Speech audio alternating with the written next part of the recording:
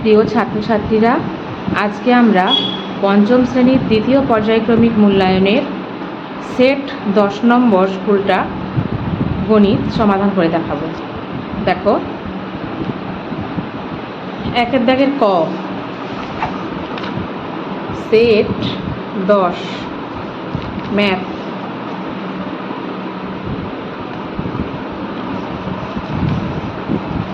একের দাগের ক দেখো, নিম্নলিখিত প্রশ্নগুলির যথাযথ উত্তর দাও। ক, 63/99 ভগ্নাংশটিকে লঘিষ্ঠ আকারে প্রকাশ করো। তাহলে চলো আমরা লঘিষ্ঠ আকারে প্রকাশ করি। একের দাগের ক, 63/99। দেখো, আমরা 9 নামতায় ভাগ করে দেখি।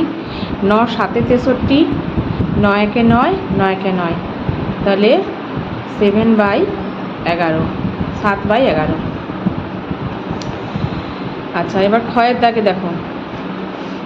ক্ষয়ের দাগে দেখো, বদমাস নিয়মে ডি এর অর্থ কী? দেখো, BODMAS, বদমাসের নিয়মে ডি এর অর্থ হলো ডিভিশন। DIVISION, division. ডিভিশন মানে হচ্ছে ভাগ। আচ্ছা, এবার গয়ের দাগ দেখো। 0.007 এবং 0.0007 এর মধ্যে কোনটি বড়? দেখো, দুটি রয়েছে। গয়ের দাগে 0.007, আরেকটি আছে 0.0007। এর মধ্যে দেখো, এর মধ্যে হচ্ছে, দেখো, এর প্রথমে দুটো শূন্য, দশমিকের পর প্রথমে দুটো শূন্য, তারপরে 7, এর প্রথমে দুটো শূন্য, তারপরেও শূন্য। তাহলে এটা ছোট এবং এটি বড়, যে অতএব 0.007 বড়। আচ্ছা, এরপর ঘয়ের দাগ দেখো। 225-এর বর্গমূল কত? ঘয়ের দাগে 225-কে প্রথমে আমরা উৎপাদকে বিশ্লেষণ করে ফেলি।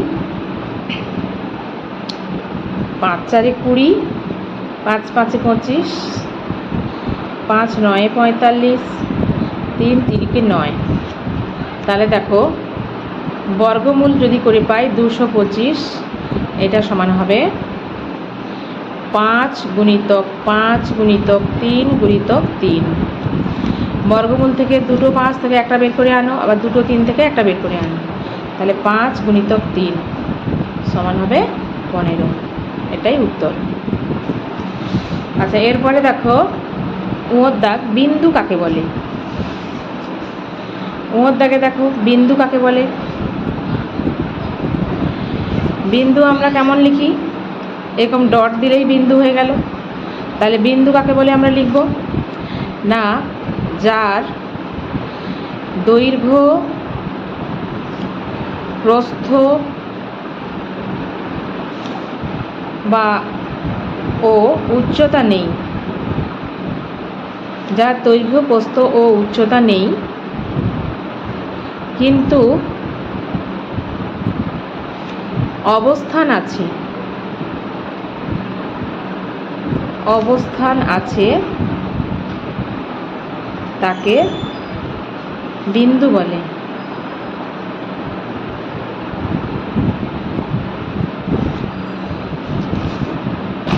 আচ্ছা, এরপর চয়ের দাগ, 5 সংখ্যাটিতে একটি অপ্রকৃত ভগ্নাংশে পরিণত করো। চয়ের দাগ দেখো, 5 সংখ্যাটি 5 মানে হচ্ছে 5-এর নিচে আমি 1 লিখে দিই। তাহলে যে ভগ্নাংশের লব বড় হর ছোট তাকে অপ্রকৃত ভগ্নাংশ বলে। তাহলে এটাই হবে অপ্রকৃত ভগ্নাংশ। 6-এর দাগে দেখো, সত্য অথবা মিথ্যা লেখো। সরলরেখার কোনো প্রান্তবিন্দু নেই। এটা হচ্ছে, তোমরা একটা সরলরেখার ছবি দেখো, সরলরেখাকে যত খুশি বাড়ানো যায়, তাহলে এর প্রান্তবিন্দু নেই, এটা হবে সত্য। এবার বর্গীয় জয়েরটা দেখো। 3/2 সংখ্যাটির অন্যন্য কত? দেখো, 3/2, এটাকে আমরা ভেঙে দিই। 5 3 15 আর 2 17 5। এর অনন্যক হচ্ছে লবকে হর করে দাও, হরকে লব করে দাও, 5 17। এরপর 2 ক আমরা সমাধান করি। নিচের প্রশ্নগুলির উত্তর দাও। 7 পূর্ণ 8 9 মিটার লম্বা একটি দড়ির 5 পূর্ণ 1 6 মিটার কেটে নিলে কত মিটার দড়ি পড়ে থাকবে? তাহলে কেটে নেওয়া মানে কি হচ্ছে, এই ধরো দড়ি, তার যদি এতটা আমরা কেটে নিই তাহলে বিয়োগ করে দিতে হবে। তাহলে আমরা বিয়োগ করে দিই। 7 পূর্ণ 8 9 বিযুক্ত 5 পূর্ণ 1 6 এত মিটার। প্রথমে আমরা মিশ্র ভগ্নাংশকে অপ্রকৃত করে নিই। 9 সাথে 63 এবং 8 যোগ করো। 9 গুণিতক 7 যুক্ত 8 নিচে হবে 9 বিযুক্ত 6 গুণিতক 5 যুক্ত 1। প্রথমে গুণ করে উপরটা যোগ করে দাও। নিচে হর যেমন 6 ছিল তেমন থাকবে। তাহলে 9 সাথে 63 এবং 8 যোগ করো। 63 64 65 66 67 68 69 70 71। তাহলে এটা হবে 71/9 বিযুক্ত 6 5 30 এবং 1 যোগ করলে 31 31/6। তাহলে আমরা হরগুলোর লসাগু করি। 3 নামতায় দাও। 3 3 9 3 2 6। তাহলে লসাগু হবে 3 গুণিতক 3 গুণিতক 2। তাহলে 3 3 9 2 18। তাহলে 18 হয়ে গেল। আচ্ছা, এবার 9 নামটা রাখো। 9 2 18। তাহলে 71কে আমরা 2 দিয়ে গুণ করবো। 9 যদি 2 দিয়ে 18 হয় তাহলে 71ও 2 দিয়ে গুণ হবে বিযুক্ত 6 3 18।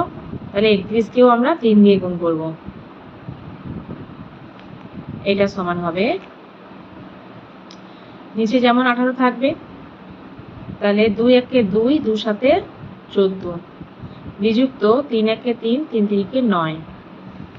তাহলে সমান আমরা 142 থেকে 93 বিয়োগ করো। 142 93 বিয়োগ করলে হবে, ধার করো, এখানে হবে 12, এখানে 3 থাকবে। তাহলে 12 থেকে 3 বাদ দিলে 9। এবার 13 থেকে 9 বাদ দিলে 4। তাহলে 49/18। তাহলে এটা আমরা পূর্ণ করে ফেলি। 49কে 18 দিয়ে ভাগ করে। 18 2 36, 18 3 54, বেশি 18 2 36, 3 1 2 পূর্ণ 13 18। তাহলে এটা আমরা লিখব 2 পূর্ণ 13 18। এটাই উত্তর। এবং আমরা কি লিখব তাহলে, যে অতএব 2 পূর্ণ 13 18 মিটার দড়ি পড়ে থাকবে।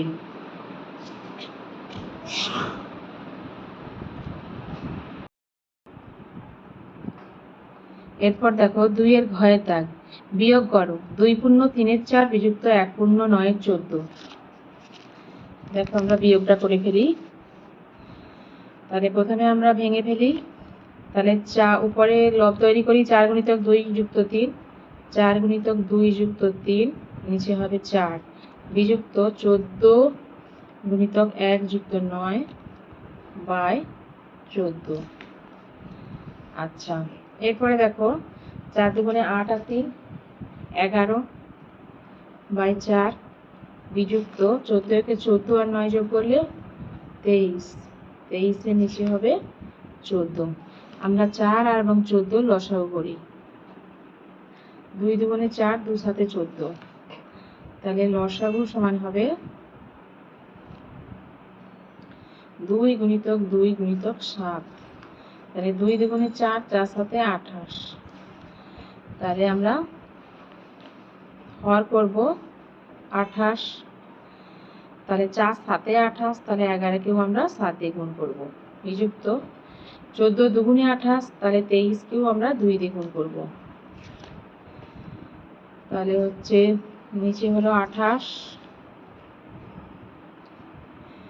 11 7 77 বিযুক্ত 23 দুগুণে হচ্ছে 2 3 6 2 দুগুণে 4 46। তাহলে 77 থেকে 46 বাদ দাও, 6 7 1 4 5 6 7 3 31/28। 28 দিয়ে ভাগ করে ফেলে 30 কে,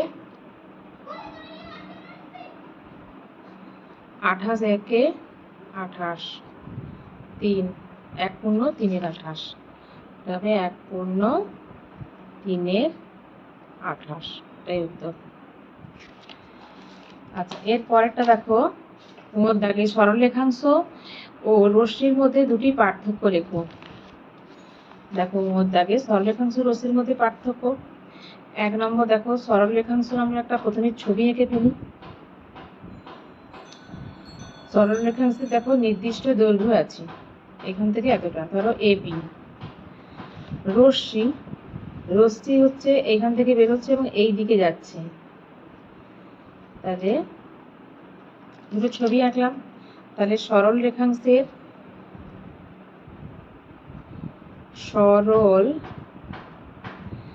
রেখাংশের নির্দিষ্ট দৈর্ঘ্য আছে।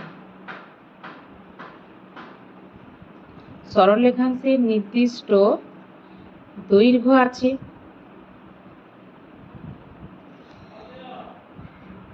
রশ্মির নির্দিষ্ট দৈর্ঘ্য নেই।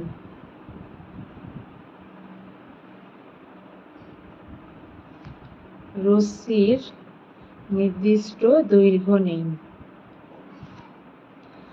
আচ্ছা, 2 নম্বর পয়েন্ট আমরা কি লিখবো? দুটো লিখতে বলেছে না। সরল রেখাংশের এর প্রান্তবিন্দু দুটি, এর প্রান্তবিন্দু দুটি আর এর প্রান্তবিন্দু একটি।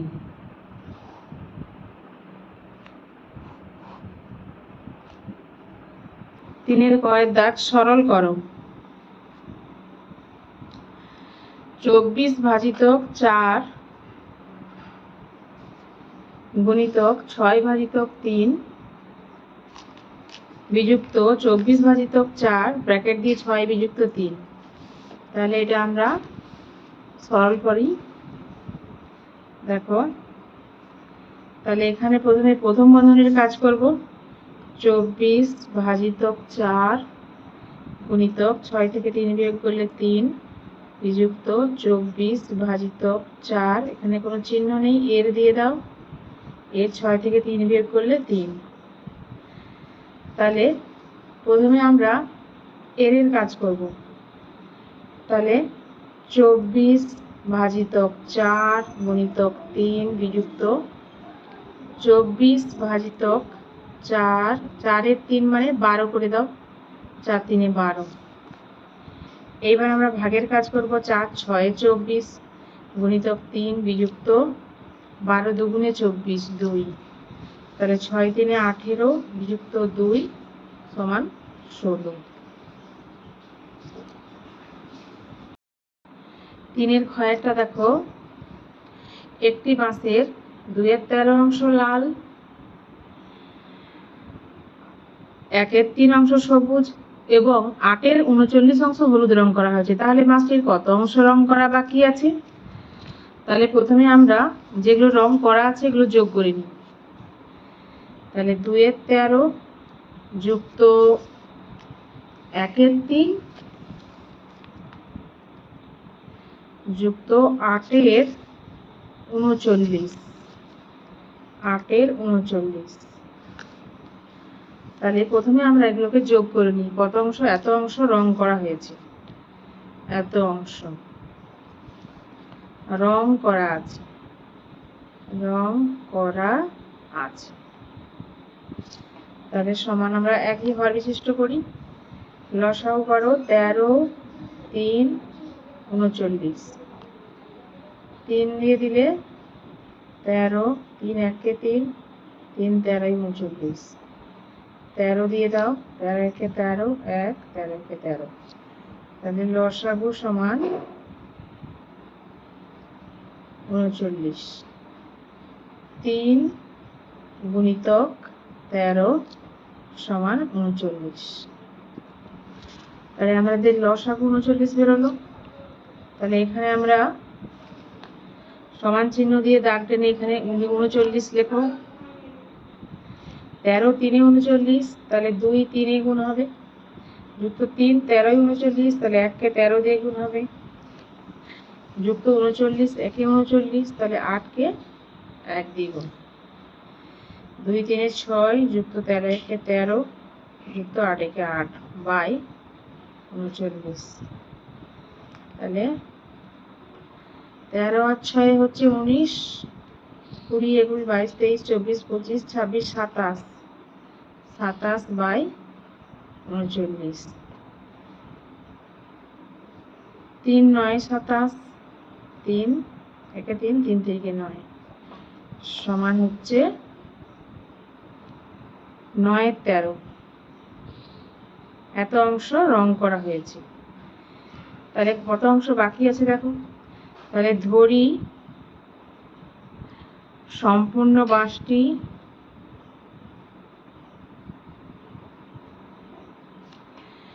এক অংশ,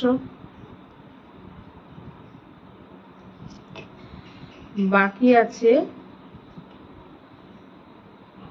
বাকি অংশ সমান হবে 1 বিযুক্ত 9 13।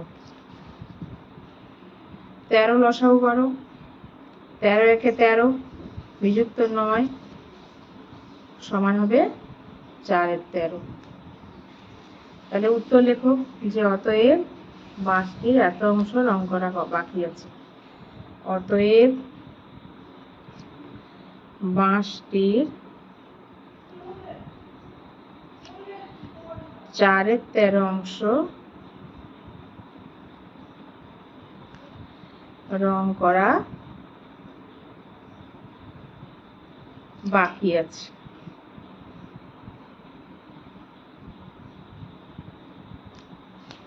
আচ্ছা, এরপরে দেখো 3 গয়ের দাগ। সমান ক্ষেত্রফল বিশিষ্ট দুটি আয়তাকার জমির প্রথমটির দৈর্ঘ্য 56 মিটার এবং পরিসীমা 208 মিটার, দ্বিতীয় জমির প্রস্থ 42 মিটার হলে প্রত্যেক জমির ক্ষেত্রফল এবং দ্বিতীয় জমির পরিসীমা নির্ণয় করো। তাহলে প্রথম জমিটার দৈর্ঘ্য দেওয়া আছে 56 মিটার, পরিসীমা 208 মিটার। তাহলে প্রথম জমির আমরা প্রস্থ বের করে ফেলি। প্রস্থ সমান হবে পরিসীমা বাই 2, মানে অর্ধ পরিসীমা বিযুক্ত দৈর্ঘ্য। পরিসীমা দেওয়া আছে 208 মিটার বাই 2 বিযুক্ত দৈর্ঘ্য দেওয়া আছে 56 মিটার। তাহলে 208 কে 2 দিয়ে ভাগ করো, 2 1 কে 2, 2 0 0, 2 4 8, তাহলে 104 বিযুক্ত 56 এত মিটার সমান হবে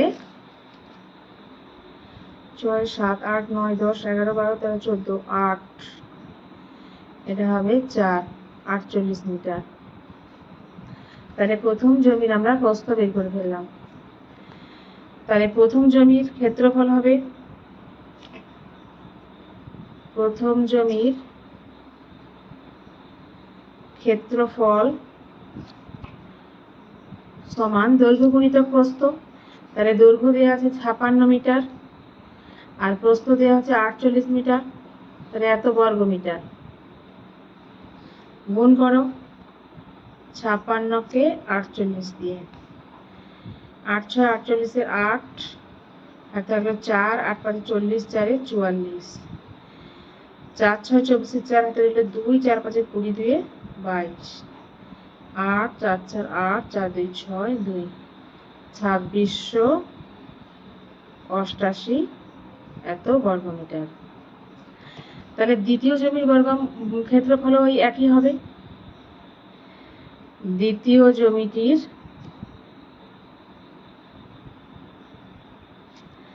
ক্ষেত্রফলও 2688 মিটার এত বর্গমিটার হবে। একটা উত্তর আমাদের বেরিয়ে গেল, দুটো জমির ক্ষেত্রফল। আচ্ছা, এবারে দেখো আমরা কি বের করব না, দ্বিতীয় জমিটির প্রস্থ দেয়া আছে। দ্বিতীয় জমিটির প্রস্থ কত দেয়া আছে প্রশ্নে দেখো, দ্বিতীয় জমিটির প্রস্থ দেয়া আছে 42 মিটার। তাহলে দৈর্ঘ্য কত হবে না 2688 বাই 42, ক্ষেত্রফল বাই প্রস্থ। তাহলে ভাগ করলে হচ্ছে 64 হচ্ছে, তাহলে 64 মিটার। তাহলে দ্বিতীয় জমিটির, অতএব দ্বিতীয় জমিটির পরিসীমা সমান হবে 2 গুণিতক দৈর্ঘ্য দেওয়া আছে কত না, দৈর্ঘ্য হচ্ছে বেরিয়ার লক্ষণী 64 এবং প্রস্থ হচ্ছে 42 মিটার এত মিটার, সমান 2 গুণিতক 64 আর 42 যোগ করো, 4 2 6, 6 4 10, তাহলে এত মিটার। 2 6 12 2 হাতে রইল 1, 2 1 2, 212 এত মিটার হবে। এরপর 3-এর ঘয়ের দাগ, খেলার মাঠে বর্গাকারে সাজানো ছাত্রদের 12টি সারি আছে। পরে আরো 25 জন ছাত্র যোগ দিলে তাদের সবাইকে বর্গাকারে সাজানো গেল। প্রতি সারিতে এখন ছাত্র সংখ্যা কত? দেখো 3-এর ঘয়ের দাগ, তাহলে প্রথম সারিতে ছিল, প্রথমে 12টি সারি ছিল, 12টি সারি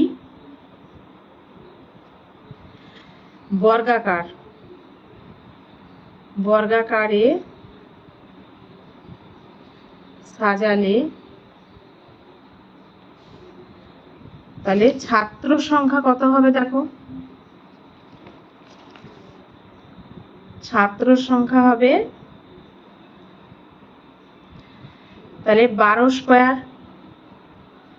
মানে 12 গুণিতক 12, 12 12 144 এত জন।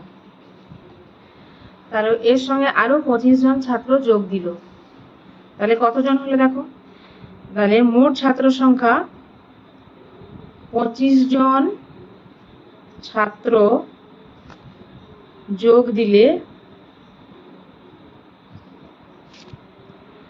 মোট ছাত্র সংখ্যা সমান,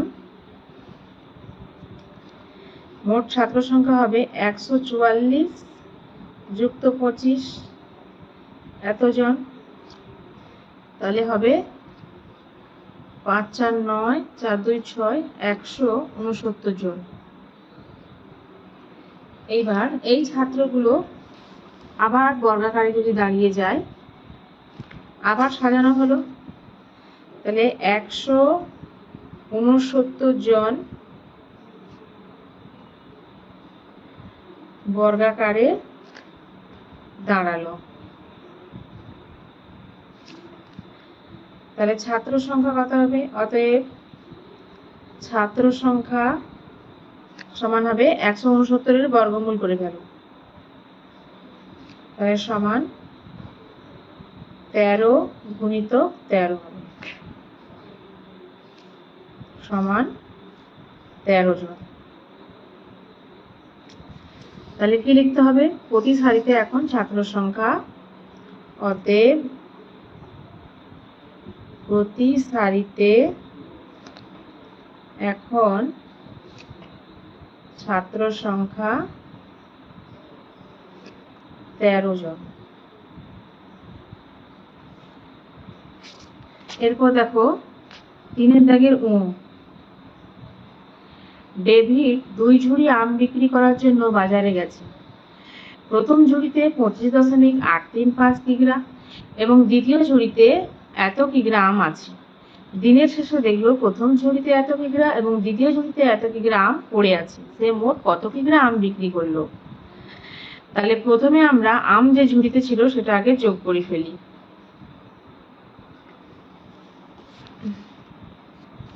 তাহলে 3-এর দাগের ও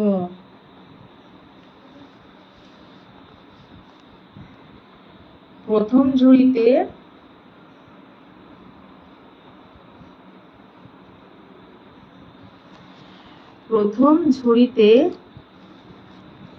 আম ছিল কত কিগ্রা? দেখো না, প্রথম ঝুড়িতে আম ছিল 25.835 কিগ্রা। 25.835 এত কিগ্রা। আচ্ছা, আম দেখো প্রথম ঝুড়িতে আম পড়ে আছে কত না 3.178 কিগ্রা। প্রথম ঝুড়িতে আম পড়ে আছে 3.178 এত কিগ্রা।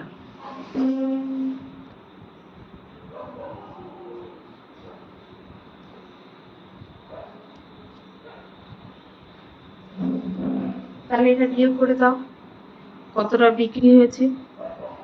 তাহলে প্রথম ঝুড়ি থেকে বিক্রি হয়েছে কত কিগ্রা? দেখো না, এখানে আমরা ধার করে নিই, এখান থেকে ধার করলে এখানে 15, তাহলে এখানে 2 থাকবে, 15 থেকে 8 বাদ দিলে 7, এখানে 2 ধার করো, এখান থেকে 7 থাকবে, এখানে 1, 12 থেকে 7 বাদ দিলে 5, 7 থেকে 1 বাদ দিলে 6, 5 থেকে 3 বাদ দিলে 2,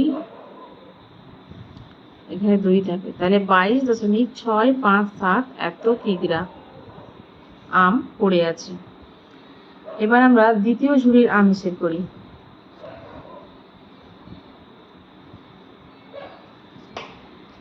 দ্বিতীয় ঝুড়িতে আম ছিল 28.387 এত কিগ্রা। তাহলে দ্বিতীয় ঝুড়িতে আম পড়ে আছে 7.188 কিগ্রা। তোমরা দশমিকের বিয়োগে শুধু দশমিকের সোজা দশমিক বসিয়ে দেবে। তাহলে 7 থেকে 8 এখান থেকে ধার করো, এটা হচ্ছে 17 হবে, এখানে থাকবে 7, তাহলে 17 থেকে 8 বাদ দিলে 9, আচ্ছা এখানে 7, তাহলে এখান থেকে ধার করতে হবে, এখানে 2 থাকবে, 1 চলে আসবে, 8 17 থেকে 8 বাদ দিলে 9, 2 থেকে 1 বাদ দিলে 1.12, তাহলে দ্বিতীয় ঝুড়ি থেকে আম বিক্রি হয়েছে এত কিগ্রা। তাহলে এবার আমাদের হিসেব করতে হবে মোট কত আম বিক্রি হলো। তাহলে দুটো যোগ করে ফেলো। প্রথম ঝুড়িতে আম বিক্রি হয়েছে কতটা না 22, প্রথম ঝুড়ি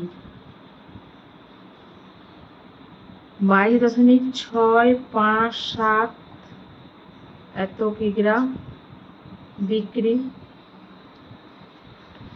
আচ্ছা দ্বিতীয় ঝুড়ির আম কত বিক্রি হয়েছে?